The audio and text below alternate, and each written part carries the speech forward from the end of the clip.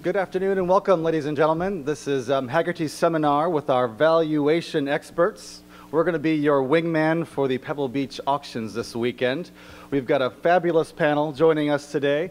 We've got about an hour to get through a lot of fun vehicles that they've spent a lot of time walking around, looking at, got some stories to share with all of you, and I'm going to save a little bit of time for some Q&A at the end of the show.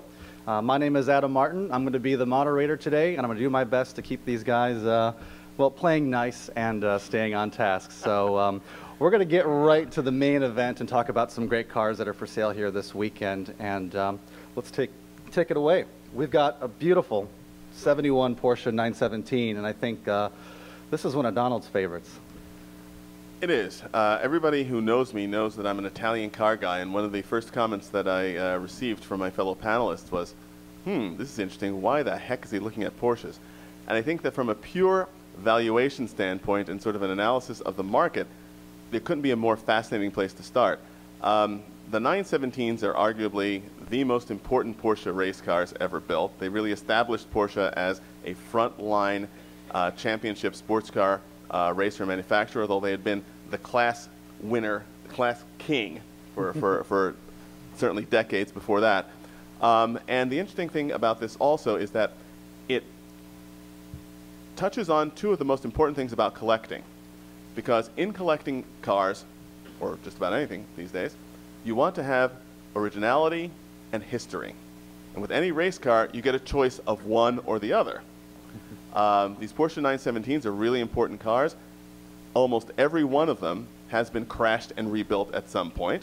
So it becomes an issue of who crashed it, when, what happened after it was crashed, and who rebuilt it. And most people know who follow these cars that a record was set in Florida at the Gooding sale at Amelia Island when, as part of the Drendel collection, they sold a 917-30, which is the ultimate model of the 917, for $4.4 million. And the interesting thing about that is that people, especially, I'm going to say this because I'm an Italian car guy, who are the Porsche people out here? Raise your hands. All right. Okay, good. There are not that many of them. The fusillade will not be that strong. But you know, as any deep dyed-in-the-wool mark enthusiast will be, the Porsche guys and gals are very, very, very particular about the cars and all about the details. And a lot of them said, obviously, any 917 is a great car. But that particular 917 was a car that never raced. One of my colleagues, who I won't identify, Colin, referred to it as Roger Penske's parts car. And we don't have to go quite that far, but it was a backup car. It was a backup car that was not used in racing, and the fact that a car like that could bring a price that no 917 had seen before really made people think about what could the 917s that actually saw some really good racing history bring. And that's what I'm really looking for this weekend, to see what these 917s will actually do. Absolutely. It's a big challenge, and there's going to be a couple of them for sale this weekend. I think the next one was your pick also. Correct, absolutely. We've got this L&M car, which is probably one of the most famous of the 917s, and certainly the one with arguably the best provenance in terms of race wins before crashes and after crashes. And it's been restored to an incredibly high level. It's being offered at Mecum auctions. The other one, the STP liveried car, the Jo Siffert car, is being offered at RM.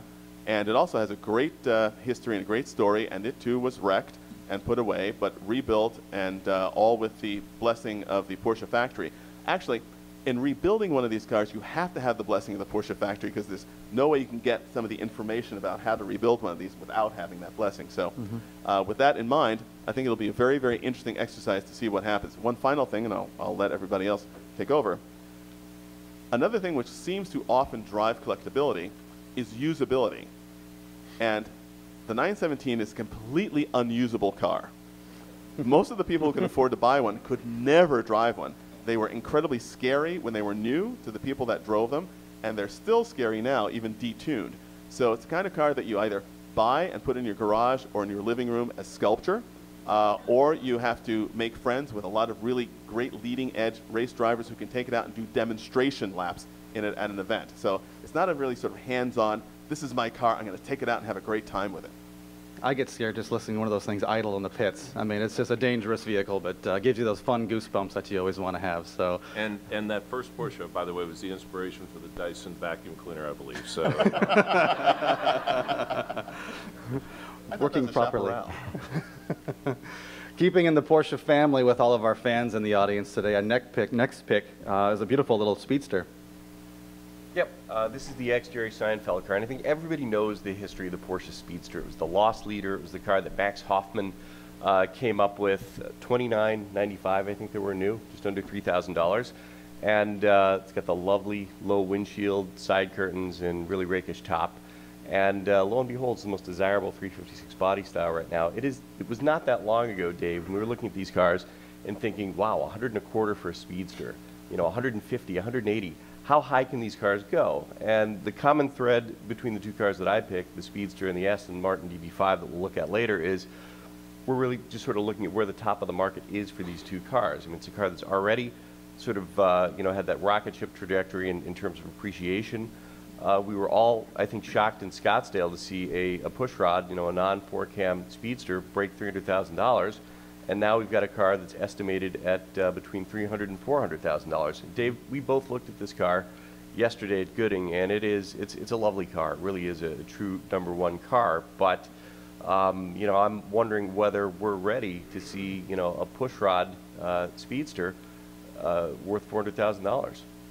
It's really interesting. We spent a little time walking through this car, and it's a very, very nice example. And the Seinfeld, provenance yeah, certainly definitely helps. He's a well-known Porsche collector. It's going to be interesting to see. If anyone can do it, Gooding can. Yep, I agree. Doors close really beautifully on that car. Yes. Probably worth $200,000. Yeah. But again, as we said, these were $150,000, $160,000 cars all day long in the not too distant past. So pretty interesting. See if it can break sort of that psychological barrier of 350. I mean, that was Carrera money not long ago, 4-cam money. It certainly seems to be Porsche weekend. I mean, we've seen a lot of them running around already, and then on the catalogs as well. When Donald picks two Porsches, it really is Porsche weekend. Indeed. And you already mentioned it, Rob, but the Aston Martin is your next pick. Yeah. Interesting car. This is another car that Dave and I looked at length yesterday. Everybody, again, knows the Aston Martin DB5 story, descended from the DB4 GT, lovely touring superleggera body. Famous, Spy, was it Matt Helm? Yeah, no, I think that's it. Yeah. Yeah, no. Jimmy B. Yes. No, James Maxwell Smart. Yes, you know, one of those guys. But, you know, again, this is a market that really doesn't seem to know a ceiling right now. Again, looking at the graph that we have up there, I mean, these cars have more than doubled in the last, in fact, I think they've come close to tripling in the last 5 years.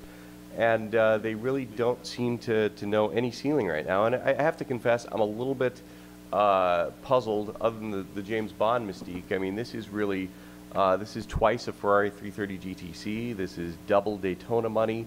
This is, you know, Ghibli Spider money for a 6-cylinder car. So it'll be interesting to see what this car does. Again, I mentioned Dave and I looked at it. It's by no means the freshest restoration that I've seen, and it's it is estimated at $750 to $850. It's remarkable. Hey, Wayne, do you get this?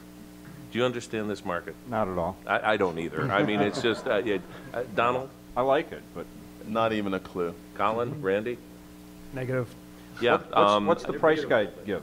Pardon me? What's the price guide give? You can look it up at Hagerty, valuationtools.com. Yeah, I can't remember all 12,500 of the prices in there, but I try. I don't get this market. I mean, I love the cars. I think they're outstanding cars. But you know, Rob's point, you know, being twice what a GTC is, even a 365 GTC. Yeah, even a 250 GTE. I mean, you know, I love these cars at $250,000. At, you know, knocking on the door of the $1 million club, I'm puzzled. Is it a Vantage? I don't know. No, it isn't. Which is shocking. Although one of the things is that does certainly support the Aston market is the fact that it's a British car. And as the only British supercar, the home market really does help support values in these in a big way. an extremely usable car, lots of different venues, easy to show, great to tour with. I think that could also contribute to some degree. So. Yeah, I'll be the first person to call it if it goes. I'll call it Olympian money. So there we go. How about the Donald?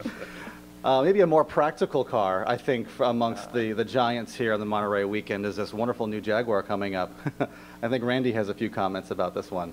Yeah, absolutely. I wanted to talk about this car. I thought it was interesting just to touch on the one or two of you that may never have purchased $1 million car before. Anyone who there hasn't, is please such a raise your thing? hand. Yeah, If you've not purchased $1 million car, please raise your hand. See, everyone has. That's it. Wrong. So anyhow, I chose this car. I thought it was an interesting one. It kind of jumped off the page at me over at Bonham's. They're actually featuring 3 Jaguar sedans. 2 of them are a little bit later than Mark II, which is a little bit, you know, more optioned and chromed and that sort of thing. I actually prefer the Mark I because it's, you know, 80% of the car, but it's usually less than half of the money. This car, the estimate on it is 25 to 35K, which over there is parked among the Astons and all the, you know, wonderful jewel-like collector cars. And this is kind of a real-world car that I was talking with David Swig, who works over there, who's representing the car. And he said since it was, you know, first produced in '57, it'd be accepted in a whole bunch of events, rallies, super usable. And you look at the value curve, I don't even get a chuckle out of it. If you look at it, it's dead flat. It's what you don't want your stock portfolio to look like. A flat line car. Yeah, flat line or possibly regressing a little bit. So are you buying this as a speculator because you're going to, you know, double the market or beat the market? No, not at all. But you're buying it because it's an entry into, you know, classic car ownership and with a mark that is tremendously respected. And is it a XK120 Jag?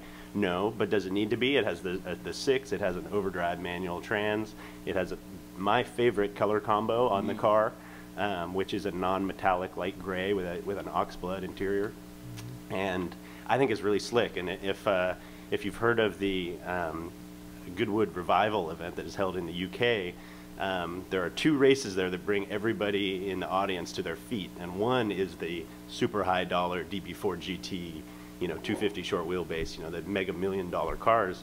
And the other one is the John Coombs Jaguar Mk1, which comes around the track sideways the whole way around the track. And you can see that on YouTube and you can see that at that event. And that's I mean, that car, that individual Mk1 isn't $30,000, but this one, you know, once again is 95% of the car for, you know, half of the price. So I think this is an interesting model, and it's interesting to look at the big high dollar auctions and seek out cars that you may actually want to own and drive instead of just, you know, speculator sort of market and what will trade between different museum owners. And I think this is one of them. Is this the kind of car you'd find on Bring a Trailer? It could be, yeah, absolutely. You know, I would feature this one. I kind of wanted to bid on this one, so I didn't feature it. You know, I don't want too many. Oh, so that's how it works. Yeah, but I'm a dreamer. I probably won't bid on it, but I really like this car, and it is. I think it's a perfect VAT car. Manual transmission, good colors, you know, reasonable condition, and it's kind of a standout, being that the estimate is so low. I will be bidding against you, by the way, on that car. I absolutely love that car. But neither of us will get it, because when I was at the Bonham's preview the other day, the number of high-rolling collectors who were all over that car was amazing.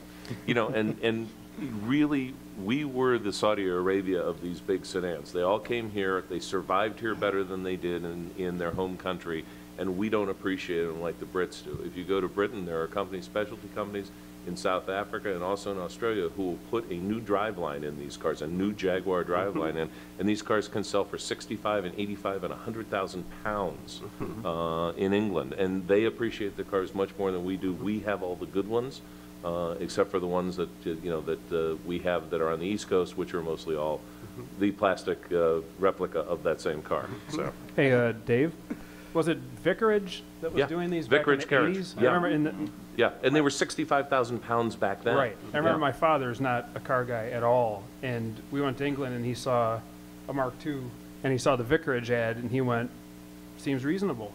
Yeah. I mean, there's a certain market that sees those as a beautiful car, and you know, in the car dealer world, we call 4-doors duplexes. I mean, there are some people who want a multifamily. But I mean, it's such a cool. It's a sporting, you know, sedan that has all the style and, you know, XK120 performance, more or less.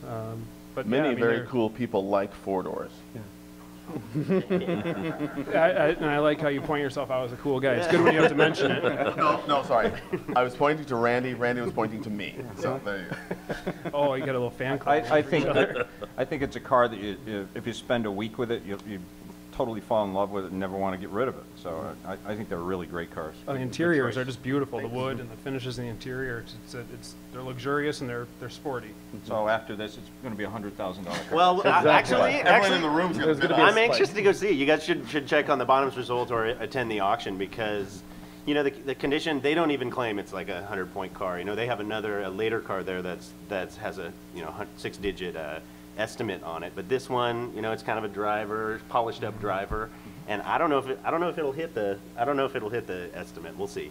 But It we'll will see what now. happens. We can all It will watch. definitely hit the estimate. No doubt about that. Donald thinks it will. All right, Colin, if four doors are duplexes, what do we call this next car? There's got to be something cool for this. Which one? I don't The know. 2000 GT. I would call it the Rich Man's 240Z. There you go. Here we go. Here we go. Let's get it started. Okay, this one was my other pick. I wanted to give you the Jag, which is one sort of evaluation curve, flat or descending, and then this one, if you look at the Hagerty curve on this one, it's like off the charts, crazy. And there's one of these that is going to be over at Gooding this weekend, and it is going to define where that curve goes most likely. It's a car that was restored in 2006 to a high level. It's white, which is actually one of the sort of quintessential colors for this car. And anyway, if you're not familiar with this GT, it's an unusual Japanese collector car. It's often called the most valuable or desirable of Japanese collector cars. There's a few floating around. There's actually a couple specialists in the USA. Not many of them were originally destined for the USA. Many of them are right-hand drive and stayed within the borders of Japan as sort of a matter of national pride because it's a really amazing machine. But this one has a $400,000 to $500,000 estimate on it, which is, I haven't ever seen one sell for that high. I looked in some online archives and such of a couple that sold in Europe at auction and a couple that sold in the USA at auction back closer to 2000. And they were down in the high 100s, then the low 200s, and like we see with these other models, creeping up. But this is kind of up there. But the main thing I wanted to say about it, we get asked at Bring a Trailer all the time about Japanese cars and their collectability, and we feature them as much as we can because I think Japanese cars are really slick, and there's many models like that. This is sort of the Crown Prince on some level, but there are many Japanese models that are very worthy. And I think that I wish the high-end auctions here in Monterey, you'd see a Skyline GTR, a real one, pulled out of Japan and auctioned so that we can actually all see what it's worth instead of just hearing rumors. I wish we'd see a 432 Z car, the right-hand drive only, twin cam, triple carb Z car that you hear of going for $225,000. I'd love to see that actually proven. And maybe we will, maybe we won't, but I think that a lot of Japanese collector cars are on the map for sure amongst this crowd at the table here and amongst bidders and collectors. And this one I think is going to run up quite high just because they aren't auctioned all that often. And we'll see where it goes. I second that. Oh, go ahead, Wayne. What was the total production? Great question. I think it was 327, something like that. It's all in the numbers. Yeah. That's what it comes down to. It's a really important car. I mean, back when this car was built, the popular perception of Japanese cars and Japanese products was that they were inferior copies of Western items. And in spite of the fact that Seiko was building great watches and the wonderful cameras and other things coming out of Japan, there was that prejudice that's still attached to Japanese cars. This car cost about the same thing as a Porsche 911S, about $7,500, and there were no takers. There were very few people who were willing to pony up $7,500 for a Japanese car that they'd never heard of. That and the fact that if you're much over 5'7" or 5'8", you will not fit in this car. But I mean, they're just, as Randy said, they're jewel-like cars. The wood was done by the Yamaha, the piano division of Yamaha. The cylinder heads were, I think, Yamaha engineered as well. They sit about, 42, 43 inches off the ground. They're absolutely gorgeous, jewel-like cars. Frankly, I've only seen one in the flesh once, and they're arresting. And Shelby did their race program So I have a Shelby connection too. That is true. And I totally get a $400,000 2000 GT over a $750,000 DB5. I mean, it's I'm just with you as a there. comparison. Yeah. I think this car is priced correctly. I really do. Last one sold was sold with the in the same auction in London at the RM sale. It was a cut coupe. It was a Targa, and they had the owners had taken it there thinking that there would be some James Bond bounce because this car also was a Bond car. Yeah. With a cut top, which was another interesting story because Sean Connery couldn't fit in the car. And the car did not do all that well. I don't remember what it was, 250,000, something like that. So, but yeah, it's a car where the market is a mystery. I mean, there's one dealer in Maine that has really essentially cornered the market on these cars, and they don't sell publicly very often. So we're anxious to see where the upper end is. Indeed. From big dollar estimates, we're going to switch our gears to big cubic inches with this wonderful Simplex that's got Colin's name written all over it. Yeah, well, first let me just say I'm not, I would never claim to know hardly anything about Simplex cars, but this car just kind of struck me as it's seafood and steak restaurant. It's, you know, Mk1 is promoting the car as the oldest known Simplex to exist, and I did a little online research looking for Simplex speed cars. The only other one I could find was donated to the Smithsonian in 1929. It's a 1912 Simplex. This is a 1908. And you know, these brass era cars, there's, you know, like a Stutz Bearcat and these early performance cars. This car to me is just like a total wild card at like the off the radar auction company. I mean, Mk1's the biggest auction company in the United States, and but in Monterey, they're, you know, during the day when everybody else is socializing at the racetrack, waiting for the big auctions, you know, at RM and Gooding, there are some guys over at Mk1, I mean, picking out some cool cars. And, I mean, 10-liter, 4-speed, I mean, it's a 4-cylinder, 10-liter car. I mean, I love those watcherettes. like 4 cannons under the hood. It's a total, I mean. hey, Colin, do you know who owns the car? I know somebody claimed some kind of ownership interest in it in about the last hour. Yeah. Some guy named Carini, right? Some guy, and I'm still going to talk about it, even though Wayne, It's a great Wayne's car. car. I'm eating this up. Go ahead. Keep going, baby. No, I want Kenny to explain why it's not in the Hagerty price guide, because I looked it up to try to get some comps. It's even older than me. That's why. So, I mean, seriously, how do you value a car where there's 2 of them in existence? The other one was donated to the Smithsonian before any of us except for Donald were born. And I mean, is it $500,000 or is it $2.5 million? I mean, I think it's in the millions, and I'm sure Wayne agrees with that.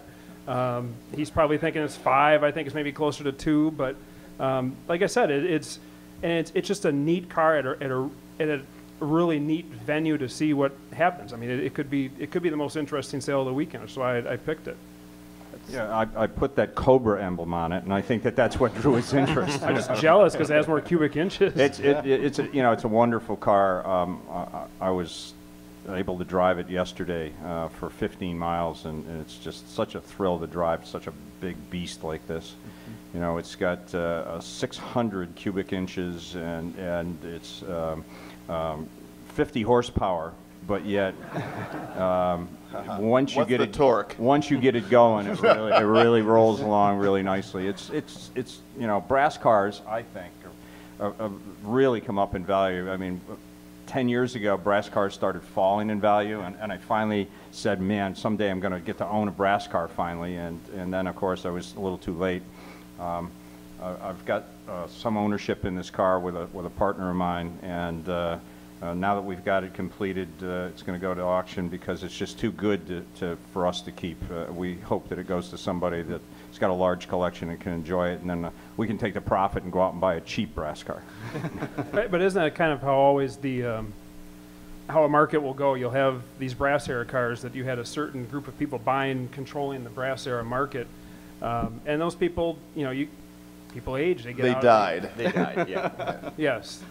but For being so subtle, but I mean, it's kind of like, and then the market will drop until a new group of people, a new generation will look at it and go, there's value in those cars, and then they get in and start buying up the cars, and then the supply goes away and the demand's there because people realize there's some value to be had, and then you have then the market comes back. So it's all cyclical, You look at 50s, 57 Chevys and 59 Cadillacs that were the hottest thing in the world in the 80s, and that demographic died off, and then now people today are seeking those cars out because they represented value. So, and the brass cars, you can, like Donald said about the Porsches, I mean, the usability factor seems to be, even though these are archaic, slow, nasty cars to drive, in most cases there are, the Brighton Run and all these things where you can use early cars, and people, they're harmless to use. Mm-hmm. Well, one of the things, though, about the market that we're in right now, I think that all of us would agree that it's a very segmented market. There are some parts that are doing extremely well, other parts that are sort of coasting along, like a Jaguar Mk1. But people are seeking out the best of an era, the best of a type. And without a doubt, Simplex is sort of the McLaren of its era. I mean, Simplex, you look for the big cars, the big performance cars of that era. So they have a lot of attention from people that aren't particularly interested in brass era cars. They're not interested in Model Ts, but a Simplex is something else again. I think mostly it's because of its usability. There's these tours now where guys go out on tour with their brass cars, and they actually use them. So they don't sit in the garage and have the brass get tarnished. They're actually out driving them, and I think that really pushes the market up. Recently, we saw an Oldsmobile Limited sell for $4.5 million. There was a Mercer last year that sold for $2.8 million. So I think the brass era cars are really still coming on strong, and especially when you got a car there's only two in existence, and it's a well-known race car. I think it's going to do well, and I sure hope it does well. Hope all you guys go and bid on it, please.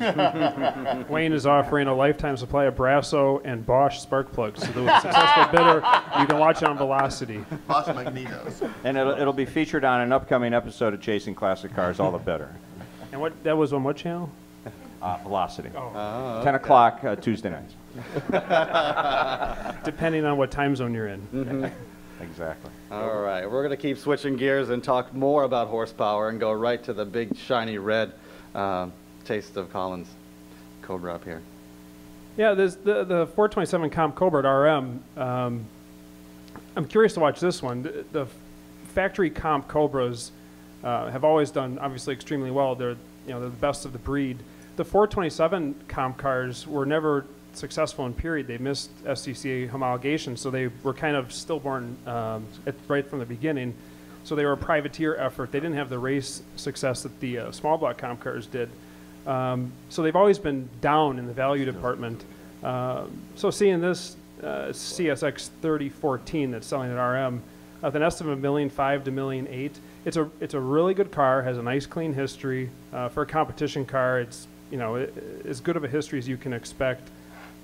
It sold here 6 or 7 years ago, maybe 8 years ago at RM here in Monterey, in the low 600s, I believe it was. And the car is essentially unchanged since then. It's still in excellent shape, but I'm curious to see what the market is, because we've seen 427 Comp Cobras are usually very close to street 427 Cobra money, just because of the usability factor. Not a lot of guys are going to race them. They're kind of hairy on a racetrack.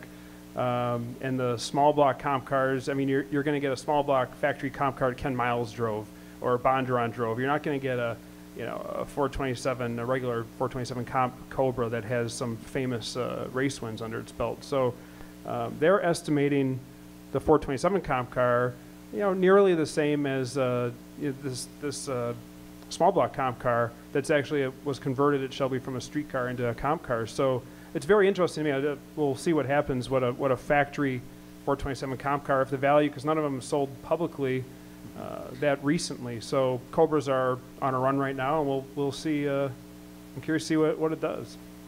Now, of course, the question that everyone's asking too, since this is the first major auction cycle after the death of Carroll Shelby, do you think there's going to be any effect that we see here, Colin? Well, I think it affected how many Cobras came out to auction. I think some people were waiting. Honestly, I think rest his soul, but I think everybody was expecting Carroll to die a long time ago, including himself.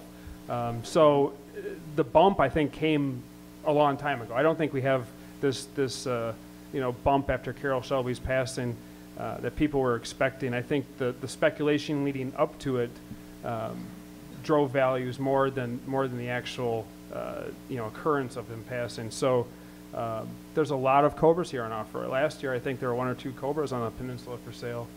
And now we have, I think there's 5 small block street cars and 3 or 4 big block cars.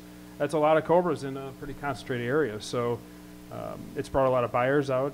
And but as far as the bump, I don't think there has been one. So something that races on the track and gets a little dirty to a car that was found rather dirty. I think Wayne has picked something really enjoyable that will continue to emphasize leaving the dirt on your old car that you find in the barn. Wayne, do you want to tell us a little about this 275? You know, 275s are one of the most popular Ferraris. It's just got a beautiful shape, well known for its power. And 275s always seem, when the market, and I don't know if we can show the graph, but they seem to, when the market goes up, they're the first to really climb, and they're the last to fall when the market drops. They always seem to trade very well. It's a beautiful car. And then we've got the barn find aspect of this. You know, this car can't be any dirtier. It was at our shop, matter of fact, and we decided not to even vacuum it or do anything because dirt seems to really bring a lot of money these days. How much do mouse turds add? Because I noticed There's a lot of that, you Yeah, know. So you know, we go by the pound. Oh, okay.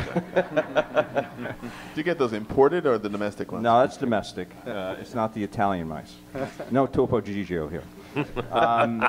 I really think last year sort of set the mark. Tom Shaughnessy had a 275 GTB 4-cam alloy body car, which is basically the ultimate of 275s, and we were all shocked. Of course, I was standing with Tom, and we were hoping to get.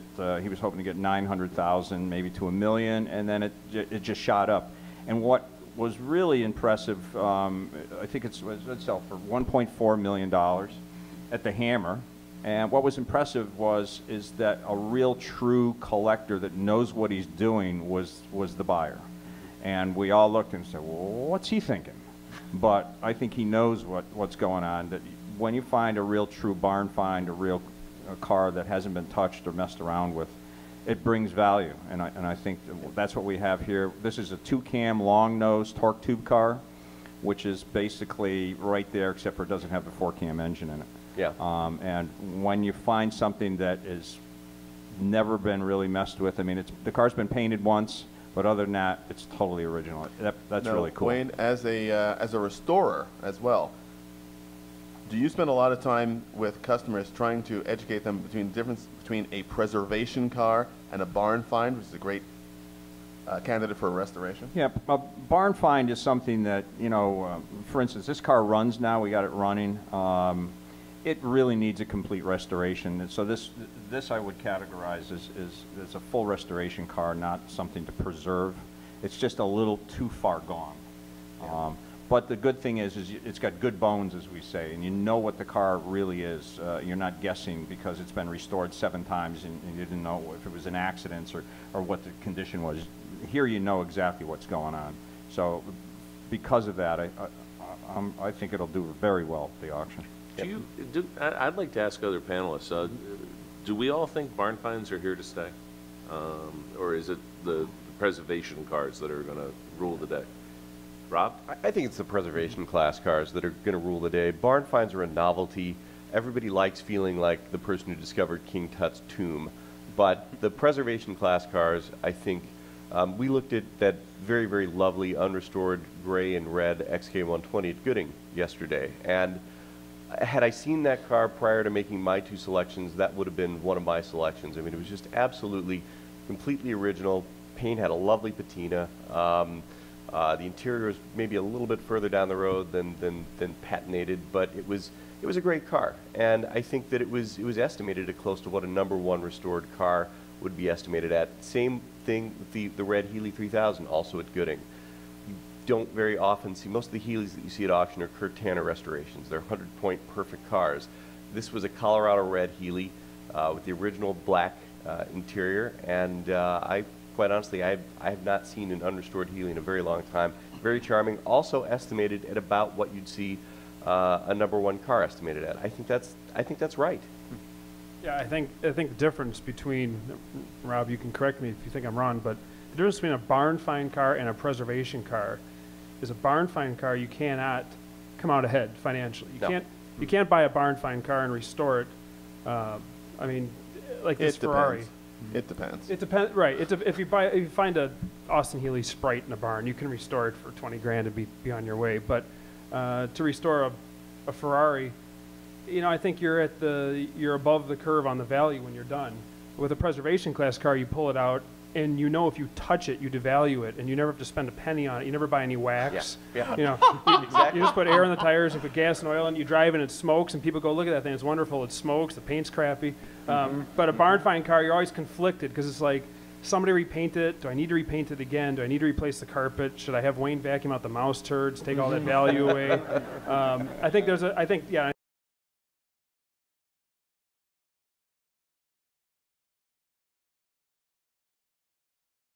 Wants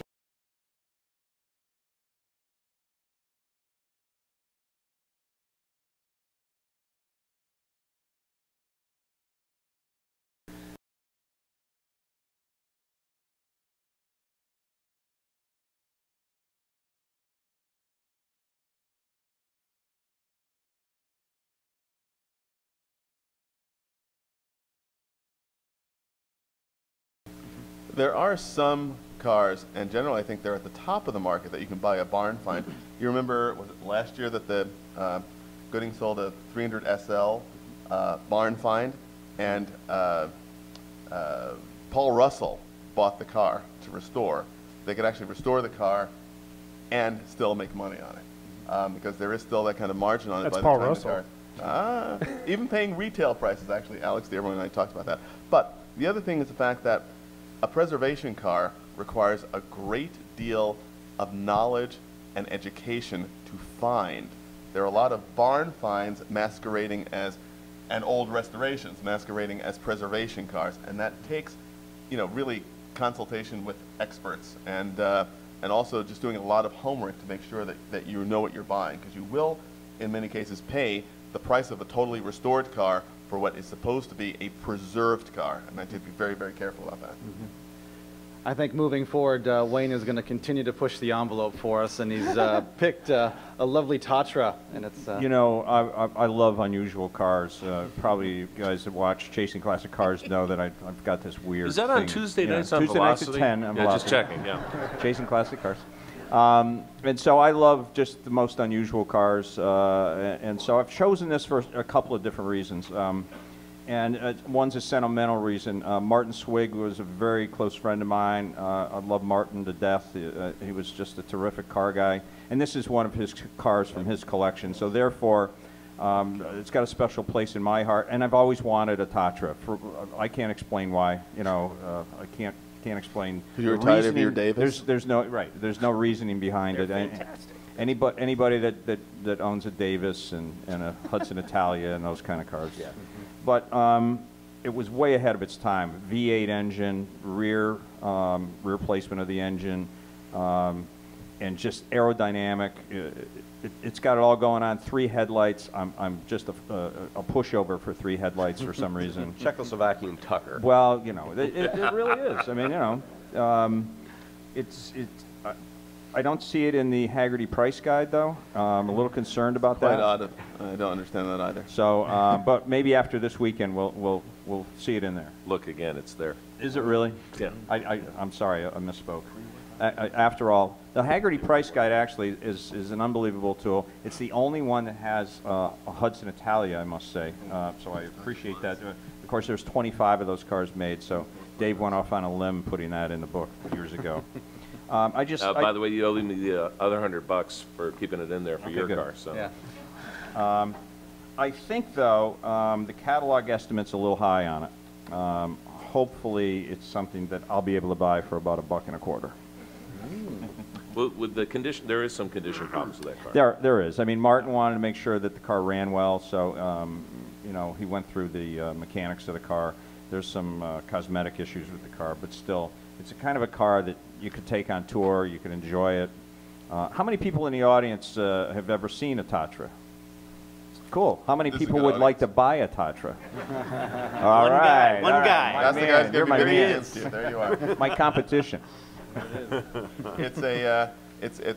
The car was restored in Czechoslovakia, and a lot of the Tatra enthusiasts that I've spoken to in the UK all say that the cars look really nice for about 3 years, and then they start to unwind, and that's basically what's happened with this car. Those preservation vehicles to keep moving forward. I think a very noted vehicle we're going to talk about next that comes with its own book for advertising. It gets a few more pages than most of our auction vehicles this weekend. It's one of Dave's favorites, and let's listen why. I'm curious. That's not, yeah, that came with its own book too. But the 540K Special Roadster, I also bought props, so you remember it. Here's some Special K. I think they named it after the Mercedes. I'm not real sure, but I thought that Special K was referred to Kinney. Yeah, it is. I am Special K actually, but anyhow, it is a painfully beautiful car, I believe. This is not the most beautiful 540K. I think we could probably all agree with that. It is a very good-looking car. It is absolutely one of the stars of the weekend, if not the star. If you go to the Gooding tent, you'll see that it is right there, right up front. And we're expecting somewhere between $12 and $17 million on that car. Now, that's a estimate upon request. I think 12 wouldn't really surprise too many people. I think 17 would be a jaw-dropping amount. The car is, as some of us would say, like jewelry. It is absolutely very, very well presented. And, you know, we were speaking earlier about provenance. This book is about the provenance of the car. It's interesting, not the best provenance in the world, but you will be whistling Edelweiss down the Autobahn if you own this car. It is, you know, one of the most painfully beautiful cars in the world, I think. It is a spectacular car, and special roadsters are special cars. It's very interesting that I think the story behind this car, the Baroness von Krieger, is quite interesting. It's definitely worth a read, although the fascinating thing is that the Baroness and her brother Henning each got 540Ks. And this is actually her brother's. This is actually her brother's car. She got a 540K coupe, which she didn't keep. But her brother gave her this car after the war, and so she ended up with it, which is interesting. But talk about barn finds. That's the story of this car. It was basically parked for several decades, and then was sold about 13 years ago to the person who took it out of the barn and restored it. So this is an interesting story that this would be so much bigger, I think, if we were 13 years ago when it was just pulled from the garage in Connecticut. But it'll be interesting to see what happens now. And the Gooding Company actually expects this to set a new world record for a car at auction. So I think they're expecting something north of 14. Yeah, yeah, absolutely. Unbelievable. From astonishing Blackbird here to the other end of the spectrum, one of Dave's picks certainly brought a smile to my face when I saw it. Another great prop. Yeah, I feel like the Carrot Top up here, but here you go, guys. Oh, no, you didn't. Oh, my God. So you won't forget, we got the Thunderbird and the Special K. I'm getting worried. You wouldn't believe how hard it is to find this stuff on the peninsula, okay? I just want you to know. We actually went to a couple liquor stores, and finally at the third or fourth stop for me, one guy said, oh, my brother-in-law's got a liquor store down on Division Street or something like that. You've got to go there, and he has it. I went to buy it, and the guy says, nobody buys this stuff anymore. And I'm like, well, it's my first bottle ever. And he goes, yeah, I've heard that. Anyhow, first bottle today. They are the door prizes. So yeah, these are totally door prizes. I want the person who has over 250 bottles of wine in their collection and no Thunderbird to please claim it first. It'll be an experience you'll never forget, I guarantee. I have seen this Thunderbird. It's at Mecum. The sports roadsters are great cars, limited build. This is the M code Sport Roadster, and there's kind of an interesting story because some of the early production sport roadsters are actually sport roadsters, and they don't have the M code in the serial number, but this one has that. The Z code, you mean? Pardon me? Z. Z code? The Z is the Sports Roadster. The M code is the tri-power. Yeah, I'm sorry. You're right. You're right. So the Z code in it. It's got a very heavy estimate for its condition, I think, extremely heavy. I've seen these cars sell for between 25 and 55, 60. It's a nice car. It is not a fresh restoration by any stretch of the imagination, but it's got the great things. It's got the right color. It's red. It has air conditioning, which is the option you want to have on these. And this is a great story. A Thunderbird Sport Roadster is kind of one of the, I'm going to use the word iconic, kind of one of the iconic cars from the 1960s. And they're great fun to drive, easy to live with as well. Yeah, and this is a car we saw, oh, it must have been 3 or 4 years ago, sold at Bear Jackson. I know the fellow who bought it there. And the car kind of fell apart, like when he drove it out of the lot. He spent a ton of money trying to make everything work, like the top work, and make the car run and drive and have brakes and that kind of stuff.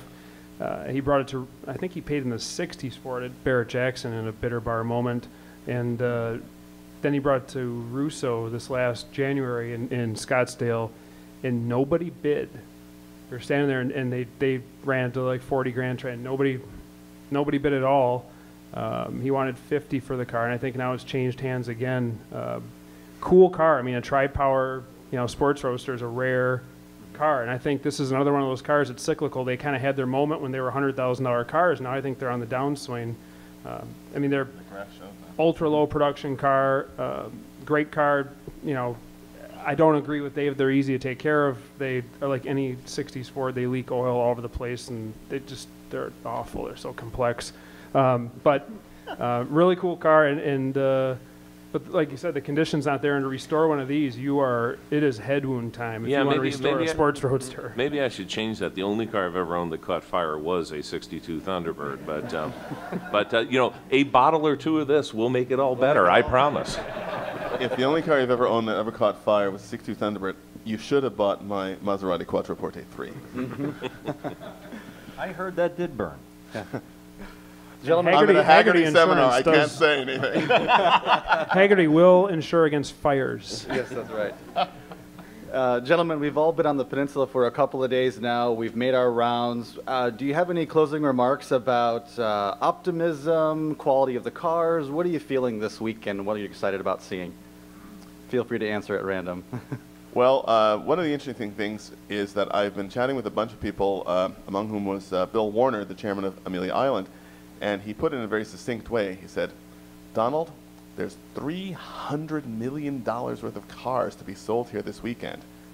Where is the money going to come from? But it's something that we actually say every year when we're here. Yeah. My God, how could they possibly have more cars? And the interesting thing is that we're seeing more really spectacular headline cars. And it's also interesting to watch sort of the battle royale between RM and Gooding as they fight for the top of the hill. There's one stretch in the RM catalog, I went and I noted, like 20 lots in on Saturday night, where there's a run of 12 cars, none of which have an low estimate under $1 million. And so obviously the auction companies are pretty confident, and they do a pretty good job of identifying potential buyers for the really big cars before they catalog them. So I think we're going to see a number of records set this weekend. Our initial estimate was $212 million. I was at Gooding this morning. When I mentioned that, someone from Gooding who wouldn't want me to use their name, but not a principal, said to me, oh, we're going to do 120 ourselves. RM certainly has the capacity to do 100. If they do everything they think they're going to do, they have 25 cars on offer that are expected to sell for over $1 million. It's an astonishing amount of iron out there that needs to be moved, I guess, or needs to find new homes.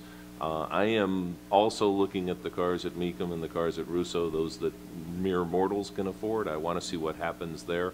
But we could be low at 212. Rob, your estimate was 207, I think? Yeah, and I think I'm going to be painfully low. I think there are over 70 cars on offer here that could potentially sell for $1 million or more. The $300 million figure is, well, it's bigger than the GDP of the Republic of Micronesia. I mean, it's an amazing, it's a staggering You could number. throw in the truck islands too, I assume. Yeah, right? pretty much. So, yeah. But not the Sandwich Islands.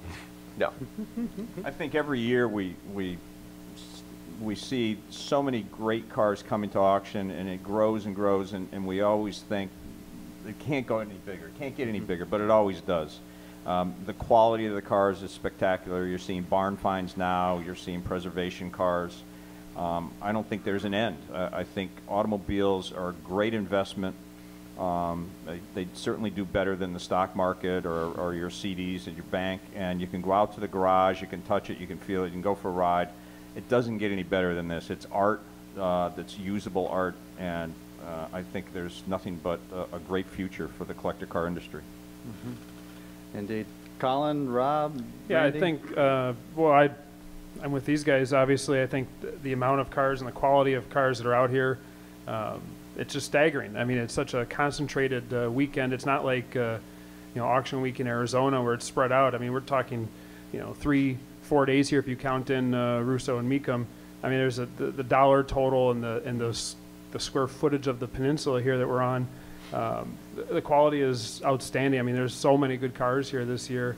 And then you have players like Mecum that came into the market, and you know, how many cars does Mecum have here? It's, 500. you know, 500 and some cars. It's a new player. And like the L&M Porsche, that car could be $6, $7, $8 million. Wouldn't surprise on that car. So you look at what Dave said about RM's total and Gooding's total, and you throw in Russo and Steele, and you throw in Mecum, and you throw in Bonhams. I mean, there's an impressive volume of dollars changing hands here, and of course the transport companies couldn't be happier at moving all these cars around. You can't get a transport truck anywhere in the United States right now. They're all sitting over at the polo fields, but it's like Wayne said, every year we come here and we look at it and we go, man, how's next year going to be? Where are all the cars going to come from? And I'm not worried about the money like Bill Warner. I mean, because the money always shows up. Is where do you get the good cars from? And the good cars keep coming to Monterey. Randy, how many trailers are you bringing out with you? I mean, Oh, my there's goodness. some good buys out here, I think. Well, you go hang out on the polo fields, you'll see them all. But I was just going to say that I think it'll be interesting to watch how this week evolves. I think that I mean, anyone who was in Monterey 15 years ago, there was a couple of auction companies, right? That has sort of changed. The guard has turned a little bit. You know, the size of the races, the size of the shows, new shows added, you know, different things are happening. It's definitely not backsliding. It's definitely moving forward. It's definitely expanding. Eventually, these catalogs are going to get so thick that these, you know, they're going to go to multiple nights, I presume, or other players will enter this space just because.